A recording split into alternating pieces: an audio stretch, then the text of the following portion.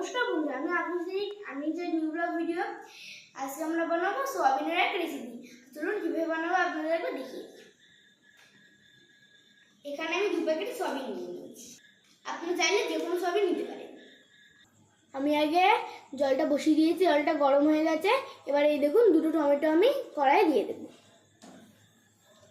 তারপরে সোয়াবিনগুলো দিয়ে দেবো। সোয়াবিন আর টমেটোটা আমি ভালো করে সেদ্ধ করে নেব। দেখুন বন্ধুরা, সয়াবিনগুলো সেদ্ধ হয়ে গেছে। এবার আমি তুলে নেব। সয়াবিনগুলো এবার তুলে নিচ্ছি। বন্ধুরা, আমি এবার এগুলো নামিয়ে নিয়েছি। এবার এগুলো পরিষ্কার জলে ধুয়ে নেব। এবার আমি সয়াবিনগুলো ভালো করে ঠান্ডা জলে ধুয়ে নেব। ধুয়ে এবার আমি জলটা ঝরিয়ে অন্য পাত্রে নিয়ে নেব। এবারে ভালো করে জল ঝরিয়ে তুলে নেব।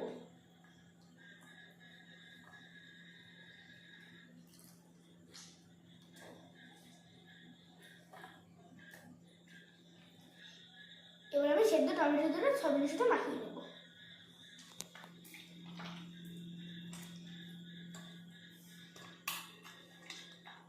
টমেটোগুলো আমি মাখিয়ে নিচ্ছি সয়াবিনের সাথে। এবার আমি দিয়ে দেবো টক দই। এবার আমি দিয়ে দেবো এতে পরিমাণ মতো নুন, হলুদ গুঁড়ো,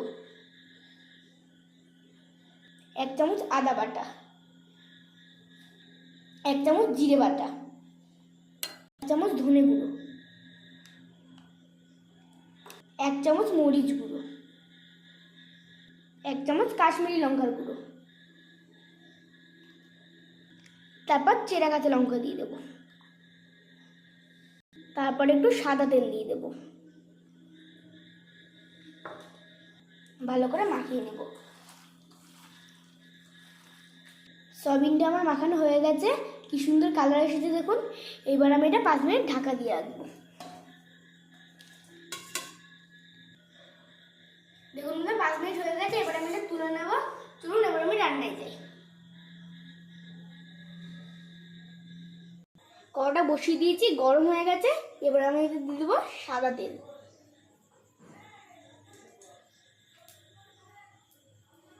এখানে আমি সাদা তেল দিয়েছি, আপনারা চাইলে অন্য তেল দিতে পারেন। আর এখানে তেলটা গরম হয়ে গেছে। এবার আমি এখানে দেবো শুকনো লঙ্কা, 1 চামচ চিনি দিয়ে দেবো তেলে।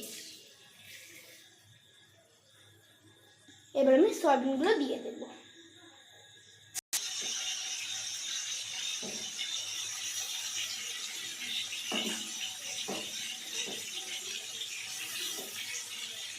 কালার এসেছে। এবার আমি একটু ভালো করে কষিয়ে নেব।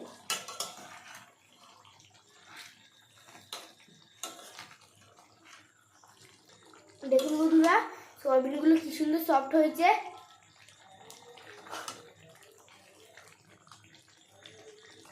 এবার আমি 1 চামচ গরম মশলা দিয়ে নামিয়ে নেব।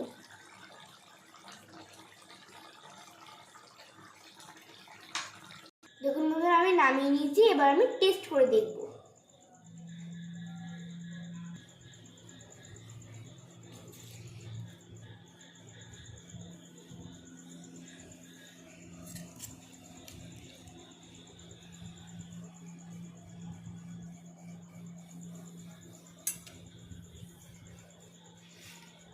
এই দাও।